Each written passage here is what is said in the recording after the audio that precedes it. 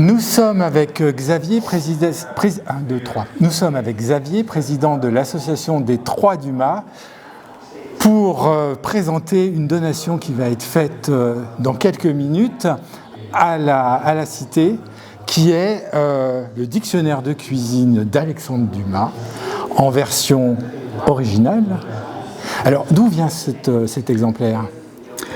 Alors cet ouvrage nous a été offert à notre association par une de nos adhérentes qui a un peu plus de 101 ans. Elle n'a pas pu venir aujourd'hui, mais enfin elle est toujours parmi nous.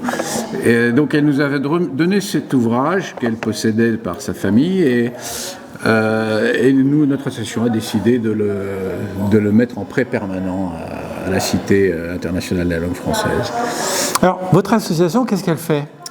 Alors c'est une association d'amis, ce n'est pas une société savante, je suis d'ailleurs par ailleurs membre à titre personnel de la Société des Amis d'Alexandre Dumas, qui sont des très bons amis, mais nous c'est plutôt une association conviviale, c'est-à-dire ce sont des gens d'ici, de Villers-Cotterêts, de la région, qui ont vraiment un lien charnel avec Dumas, son souvenir, les endroits qu'il a fréquentés.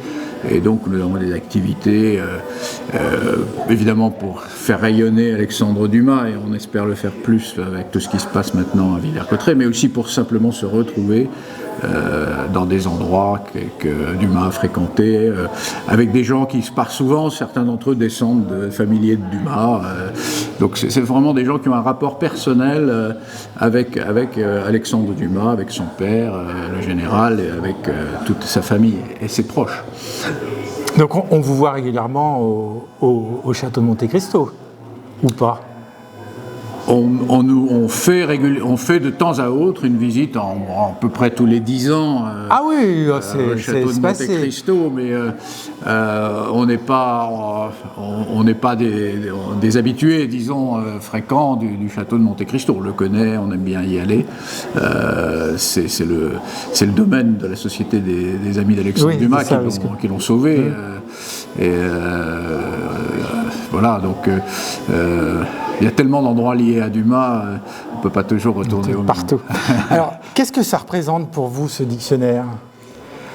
Alors, ce dictionnaire, c'est quelque chose de très, très touchant pour les gens d'ici. Ça l'est aussi pour moi à titre personnel, puisque je suis l'heureux possesseur du château des Fossés, où Dumas habitait enfant et où il a découvert la cuisine. Donc, à l'âge de 3 ans déjà, il était toujours fourré, comme il dit, dans la cuisine. Donc on peut dire que c'est vraiment à Villers-Cotterêts et dans les environs de Villers-Cotterêts qu'il a tout petit pris ce goût de la cuisine.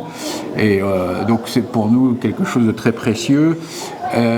Et puis sa famille maternelle, en fait, qui était la famille par laquelle il est rattaché à Villers-Cotterêts, était une famille qui était entièrement liée à l'hôtellerie, l'auberge, la cuisine, les plaisirs de bouche.